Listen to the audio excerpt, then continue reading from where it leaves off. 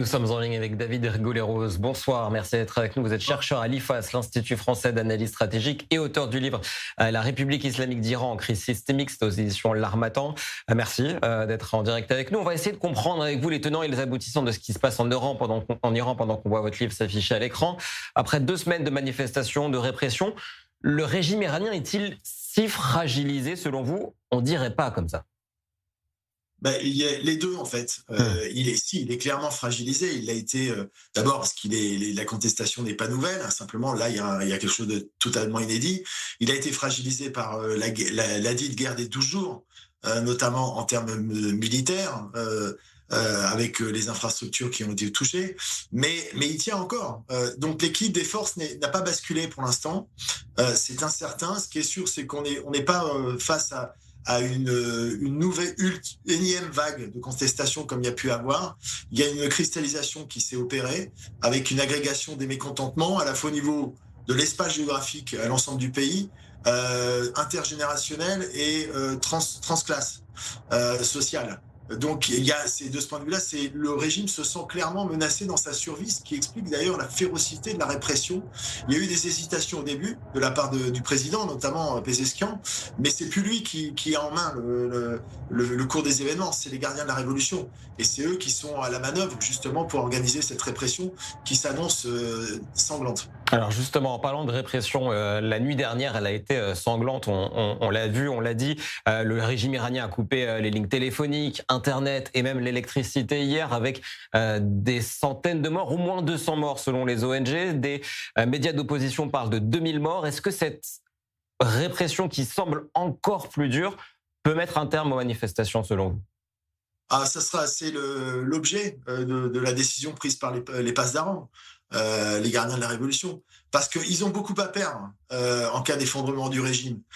Ils ont déjà compris que de toute façon, le régime tel qu'il est aujourd'hui, dans sa forme actuelle, est condamné et dans son fonctionnement. Donc il y aura de toute façon, il ne restera pas, le régime actuel est programmé pour sa chute, mais ça ne signifie pas pour autant qu'il y aura un horizon démocratique. Justement, c'est là où la variable des gardiens de la révolution est fondamentale, parce que ils peuvent effectivement préempter une option qui hypothèque le devenir démocratique justement et les aspirations démocratiques de l'essentiel de la population iranienne pour préserver leurs intérêts.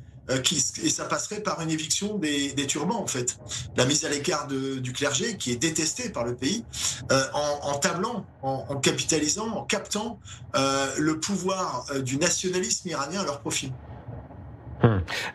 Donc, si je vous comprends bien, beaucoup ont les yeux tournés vers Reza Pahlavi, prince héritier d'Iran. Mais si le régime tombe, ce n'est pas forcément lui l'alternative, c'est ce que vous nous dites?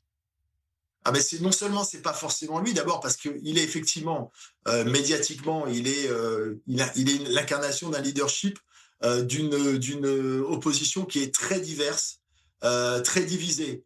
Il fait pas du tout l'unanimité et même pas forcément consensus, même si beaucoup de membres de l'opposition décident effectivement de valider sa stature de go-between pour assurer, baliser une transition avec l'horizon démocratique. Mais c'est même pas forcément ça qui, malheureusement, qui est assuré. Parce que j'évoquais le cas des gardiens de la Révolution, et les gardiens de la Révolution ne vont pas décréter leur suicide. Et c'est pour ça qu'ils ont manifestement opté pour une répression féroce, et on n'a pas de chiffres, notamment dans les périphéries iraniennes, les périphéries kurdes, baloutches, mais ça doit être encore plus terrible que dans les villes, justement, du centre du pays. Peut-être une dernière question sur la médiatisation de cette révolution iranienne, les réactions politiques. Comment expliquer que ce qui s'apparente ou ce qui est une révolution ne semble pas forcément intéresser la gauche européenne, américaine, les ONG? Il n'y a pas de manifestation place de la République ou dans d'autres capitales européennes? Oui, mais parce qu'il n'y a pas forcément une connaissance des enjeux que ça représente, moins que ce qui a été effectivement fait pour la guerre à Gaza, notamment. Mais les décideurs politiques, les chancelleries sont très très préoccupés parce que l'Iran est une pièce géopolitique centrale du Moyen-Orient, et toucher à l'Iran, de toute façon, ça aura des conséquences sismiques au niveau régional. Donc ce qui est à l'œuvre aujourd'hui est absolument déterminant pour les 30 prochaines années. Merci beaucoup David Rigoulet-Rose. Je rappelle que vous êtes chercheur à l'IFAS, l'Institut français d'analyse stratégique, et donc auteur du livre La République islamique d'Iran.